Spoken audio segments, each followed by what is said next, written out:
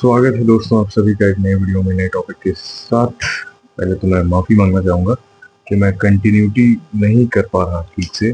उसका कारण यही है दोस्तों कि थोड़ी सी जो दिक्कत परेशानी कुछ है पर्सनल निजी, तो उस कारण से फोकस नहीं कर पाना, या फिर सब कुछ ज़रूरी चीज़ें अगर आपके पास एक फेज में ऐसा होता है कि दो तीन अलग अलग चीज़ें या फिर ज़रूरी चीज़ें आप साथ में लेके चलने की कोशिश करते हैं, तो बहुत सारी चीज़ें समेट के पकड़ के रखना चाहते हैं या कोशिश करते हैं, तो कुछ ना कुछ होता है जो छूटता ही है कि ये कम है तो ये ज़्यादा, ऐसा कुछ। तो वही बस थोड़ा सा असमंजस वगैरह और थोड़ी सी दुविधा चल रही थी, इसलिए इधर फोकस नहीं कर पा रहा था ठीक से।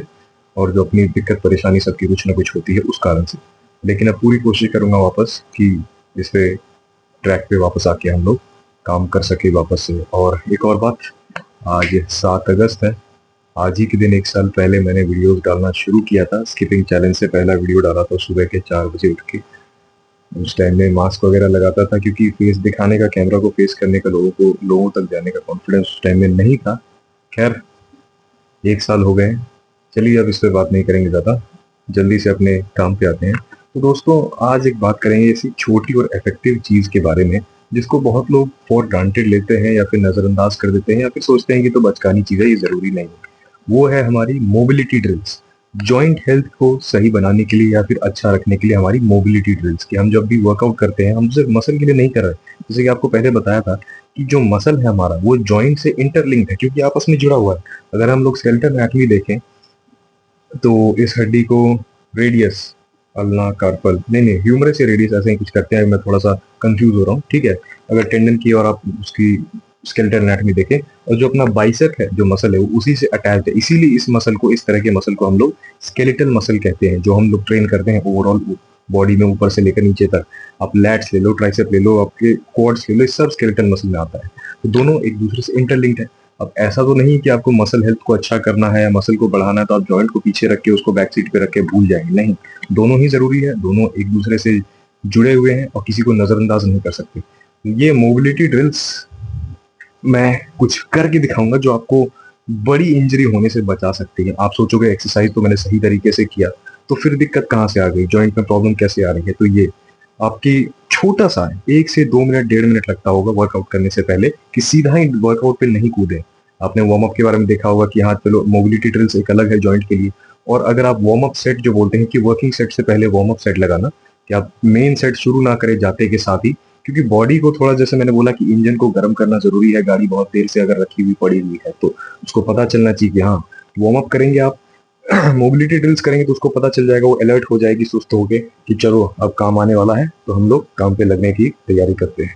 तो ये आपके जॉइंट के लिए, जैसे हम कोई भी वेट को नॉर्मली ऐसे रैंडमली होल्ड करते हैं, तो उसका जो भी वेट है, जो भी लोड आ रहा है, वो हमारी कलाइयों पे, हमारे रिस्ट के जॉइंट्स पे आ रहा है।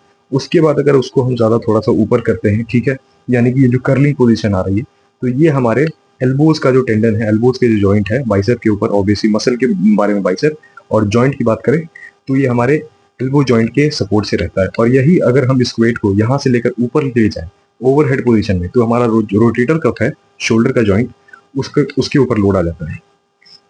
तो यही तीनों चारों को अच्छा रखने के लिए मोबिलिटी ड्रिल्स, आप देखिए ध्यान से। कुछ नॉर्मल सा वेट लेना है वार्म अप परफॉर्म करने के लिए। वार्म अप में कोई हैवी वेट नहीं लिया जाता। ये 5 किलो है, आप 2.5 किलो, 2 किलो, 3 किलो किसी से भी कर सकते हैं। ये हमारे रिस्ट ट्विस्ट कुछ इस तरह से, साइड से अगर आप देखें तो कुछ ऐसा। उसके बाद हमारे एल्बोज के लिए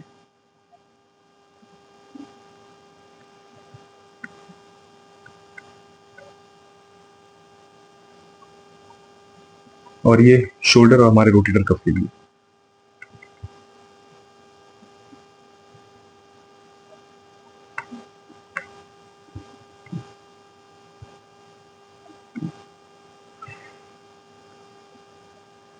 वेट इसीलिए लाइट लेना है। हैवी वेट से आप ये सब परफॉर्म करेंगे तो आपके जॉइंट उल्टा, आपको पता चलेगा मोच आ गई अच्छा करने के चक्कर में और खराब ही हो गया।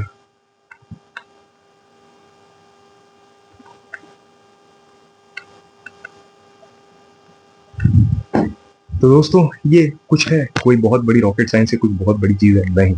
आपने देखा ना, ये छोटी सी आधा आधा मिनट, 1.5 मिनट, 2 मिनट की जो ड्रिल है सेट को परफॉर्म करने से पहले या वर्कआउट शुरू करने से पहले, ये आप थोड़ा सा कर लें। इससे जो आपके जॉइंट्स हैं उस पर जो एक्स्ट्रा लोड या फिर थोड़ा सा जो अनइजीनेस है वो नहीं आएगा और वो हेल्दी बने रहेंगे।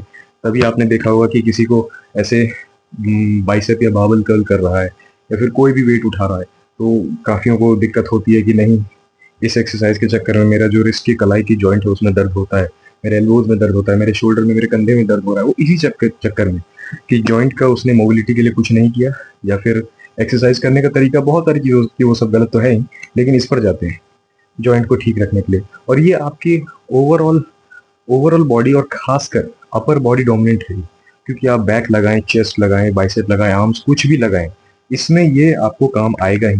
क्योंकि कलाई हो गई, अपनी कोहनी और अपना कंधा, ये जो है शोल्डर्स, एल्बोज और रिस्ट, ये जॉइंट्स आपके कोई भी वेट आप उठाओगे हाथ से ही उठाओगे ना, और ऊपर से इसको कर्ल करो या फिर ओवरहेड मूवमेंट करो, कुछ भी प्रेसिंग मूवमेंट करो, पुलिंग मूवमेंट करो, सब में काम आएगा। इसीलिए एक्सरसाइज आप सोचोगे कि सही कर रहा हूँ तब क्या दिक्कत हो रही है जॉइंट में, ठीक है। तो ये एक छोटी सी, ज्यादा इसमें कुछ मुश्किल तो है नहीं, ये आप ऐसे कर लेंगे।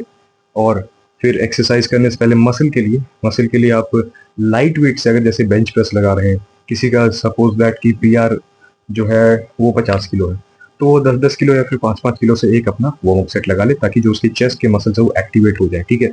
नहीं तो अपना आप बॉडी वेट पुशअप कर सकते हैं। अब किसी को लगेगा नहीं बॉडी वेट एक्सरसाइज तो बहुत लो है मेरे लिए, मैं नहीं कर सकता, मैं बहुत एलीट हूँ, तो भाई आप कम वेट करके एक अपना नॉर्मल वार्म अप सेट लगाएं, उसके बाद फिर वर्किंग सेट पे जाए, ठीक है।